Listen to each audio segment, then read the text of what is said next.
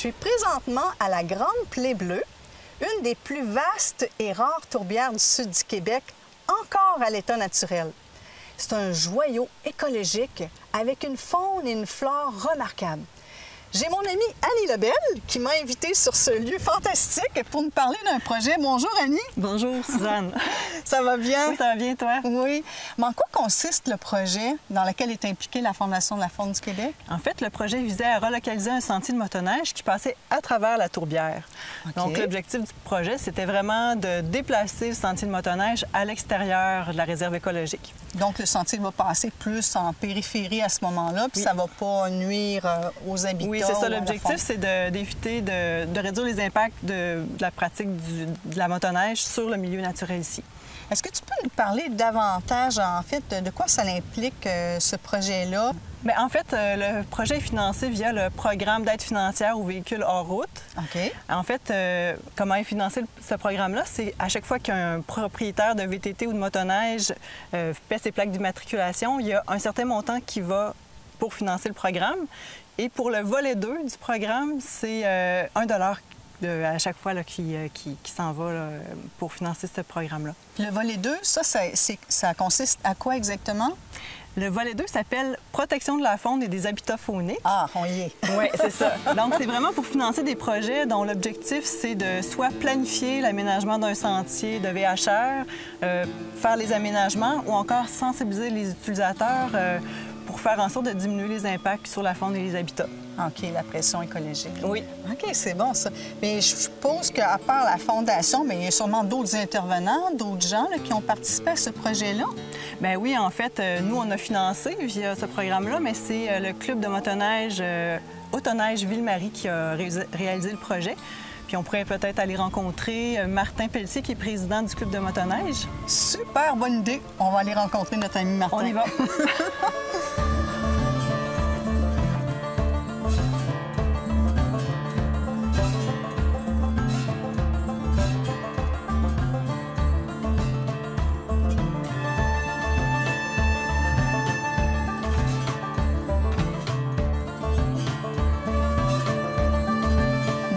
Monsieur Martin Pelletier, je suis vraiment contente de faire votre connaissance. Enfin, vous êtes président du club Autoneige de Ville-Marie. Oui. Puis, ça fait combien de temps que vous êtes en poste? Ça fait 4 ans. 4 ans déjà? Oui. Fait qu'on est ici aujourd'hui pour quelque chose de vraiment particulier, parce que j'aimerais que vous nous parliez de votre projet. Un projet qui tient compte des habitats fauniques. Donc, comment le club s'est investi? Dans le fond, nous autres, il fallait trouver une alternative parce qu'on passait directement dans le projet de la réserve. Fait qu'on a travaillé en collaboration avec le ministère de l'Environnement pour trouver des alternatives. Pour votre sentier, dans le fond, de motoneige. Oui, c'est ça. On a essayé de passer carrément à l'extérieur sur d'autres terrains. Mais là, on avait la contrainte des particuliers, dans le fond, des propriétaires particuliers. On en avait plusieurs. Le projet qui a été retenu, dans le fond, c'est de passer en périphérie. Donc, il y a 3,9 km à peu près de sentier qui va être relocalisé pour justement préserver l'habitat faunique là, de la Grande Plaie Bleue. Donc, votre sentier va être relocalisé sur le bord, là, finalement, c'est ça. On va être en réserve. On va être en réserve sur le bord de la réserve. On a 6,7 km. Fait que, tu sais, c'est assez compliqué parce qu'il y a des ponceaux à faire, des ponceaux arqués selon les normes du ministère. Il y a des canaux à boucher, il y a toutes sortes d'affaires. Il fallait vérifier la flore, la faune, il fallait tout faire une batterie de tests pour être sûr qu'on ne dérange rien puis personne. Puis ce sentier-là, il a fallu le faire en hiver.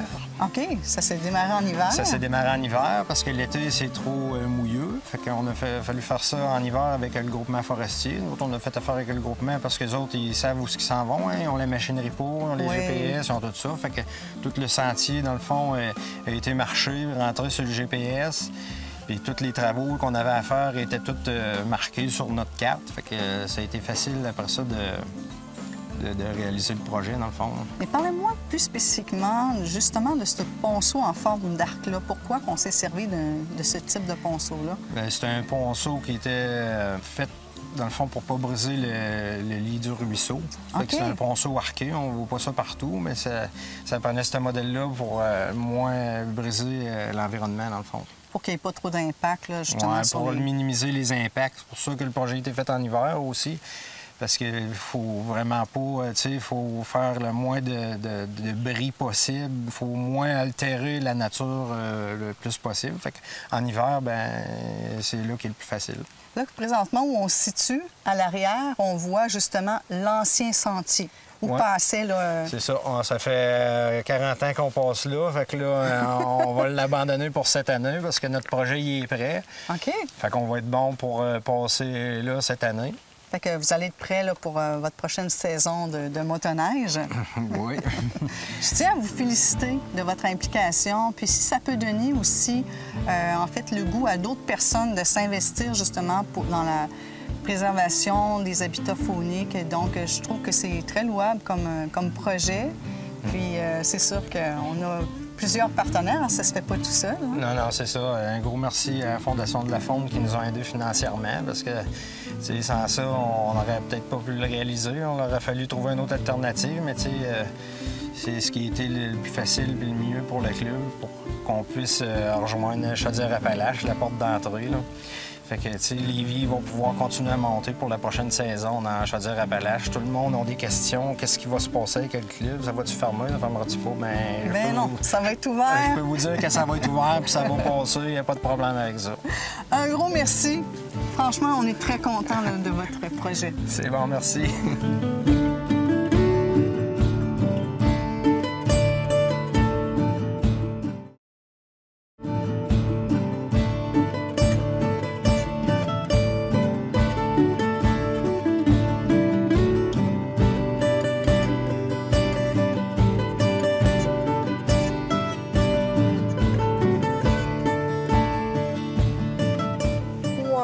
Je te le dis qu'on a le beau milieu exceptionnel. Ah oui, hein, c'est vraiment beau.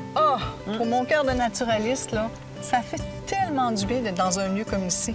Mais oui, c'est ça, c'est tellement un beau lieu, il faut vraiment protéger ce milieu-là, le garder intègre. Puis c'était ça l'objectif du projet de relocalisation du sentier de motoneige. C'était en fait de sortir le sentier de la réserve écologique pour maintenir l'intégrité. Parce que la présence de sentiers de motoneige ou de VTT dans les milieux naturels, ça augmente la fragmentation du milieu, puis ça donne accès, par exemple, à des prédateurs qui pourraient venir déranger la faune. OK. Mais qu'est-ce qui fait de la Grande Plaie Bleue un lieu si exceptionnel? Bien, tout d'abord, sa superficie, c'est vraiment un milieu humide, tout d'abord, qui joue plein de rôles écologiques, donc au niveau de la rétention de l'eau puis de la filtration de l'eau. Puis la Plaie Bleue a vraiment une superficie, je pense qu'elle a 1500 hectares. Et puis, le projet de réserve écologique visait à protéger 900 hectares, à peu près 60 de la superficie qui est protégée. Ça représente à peu près, c'est comme 10 fois plus grand que les plaines d'Abraham. Juste pour nous donner une idée de grandeur, hein, parce que les gens font souvent des références, mais avec ça, là, ça va vous donner une idée de comment est-ce que c'est grand. Puis, bon, on y retrouve beaucoup d'animaux ici. Oui. Bien, en fait, on retrouve toutes sortes d'espèces, comme on peut retrouver les orignaux, des cerfs de Virginie, coyotes, renards, ours noirs. Donc, il y a plusieurs espèces qui utilisent ce milieu-là. Puis au niveau de la faune aviaire, en fait, des oiseaux, il y a plus de 115 espèces qui utilisent le milieu. La plupart de ces espèces-là vont nicher, c'est-à-dire qu'ils vont élever leurs petits, vont faire leur nid ici. Donc, puis on voit aussi, là, on est près d'une mare. Donc, on retrouve dans la tourbière de la Plaie Bleue plus de 600 mares. Et c'est quand même beaucoup. Oui. Puis la sauvagine, par exemple, peut utiliser cet habitat-là pour venir barboter, s'alimenter, puis aussi faire leur nid. Donc, c'est vraiment intéressant comme complexe de milieu humide ici à la Plaie Bleue. Ça, puis il n'y a pas de prélèvement qui est fait ici pour la tourbe, pour aller prendre la tourbe. Non, c'est ça. C'est le plus grand milieu humide du sud du Québec qui est non exploité. Ça veut dire qu'il n'y a pas de tourbe qui est prélevée, puis on ne fait pas non plus l'exploitation de la canneberge.